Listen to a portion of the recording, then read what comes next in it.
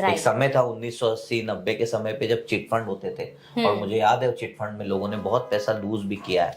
मैं नाम नहीं लेना चाहूंगा बट उस समय लार्ज ग्रुप्स के चिट फंड्स में लोगों ने पैसा लूज किया है। तो रेगुलेटर काफी इसमें स्ट्रांगली काम कर रहा। आपने कभी नहीं सुना होगा कोई म्यूचुअल फंड डिफॉल्ट हो गया? नहीं, कभी आपने कभी नहीं सुना क्योंकि पीएमएस कंपनी डिफॉल्ट हो गई, किसी का पैसा लेके चली गई, ऐसा कभी नहीं हुआ क्योंकि उसको ऐसे रिंग फेंस्ड किया है कि वो चाह के भी उसमें से कोई पैसा मैनिपुलेट नहीं कर सकता। बहुत मतलब नेग्लिजिबल चांसेस है इसमें, क्योंकि इसमें जो फादर हैं जैसे हमने बोला रेगुलेटर, वो काफी अच्छे से इसको रेगुलेट करते, कंट्रोल करते। तो अब आती फीस स्ट्रक्चर की बात, तो मैं आपको थोड़ा सा पीछे लेके जाता हूँ। 2011 और 12 में ये एआईएफ की सारी कैटेगरी बनी, तो उसमें 3 कैटेगरी का निर्माण हुआ। सबसे पहला कैटेगरी 1। उन्होंने बोला कि जितने भी एंजल फंड्स हैं जो स्टार्टअप्स में पैसा डालते हैं उसे हम कैटेगरी 1 में लेके आएंगे। तो आपने देखा होगा, आप शार्क टैंक देखते हैं, इस तरह के शार्क टैंक मूवमेंट्स हो रहे हैं इंडिया के अंदर।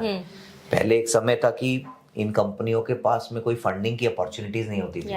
अब क्या हुआ है कि कैट 1 जो पोर्टफोलियो मैनेजर्स हैं वो जैसे शार्क टैंक्स होते हैं, ठीक उसी तरह से वो निवेशक वो अलग अलग कंपनीज में निवेश करते हैं। उसे बोलते हैं कैटेगरी 1। अच्छा, कैटेगरी 1 में 2 चीजें हैं। एक तो मिनिमम इन्वेस्टमेंट, आपको पता है एआईएफ में थ्रेशोल्ड लिमिट क्या है एआईएफ की? What is the minimum investment amount? 1 crore. Okay, but आपको पता है कि नहीं, मैं आपसे पूछना चाहता हूँ कि इन केस ऑफ कैटेगरी 1 आप 25 लाख से भी अपना इन्वेस्टमेंट स्टार्ट कर सकते हैं। सीरियसली? और ये इसीलिए दिया गया है वे रेगुलेटर ने, यस, कि आपको जो स्टार्टअप के जो कल्चर को एक एनकरेजमेंट देना चाहती है हमारी गवर्नमेंट, मिनिस्ट्री ऑफ फाइनेंस।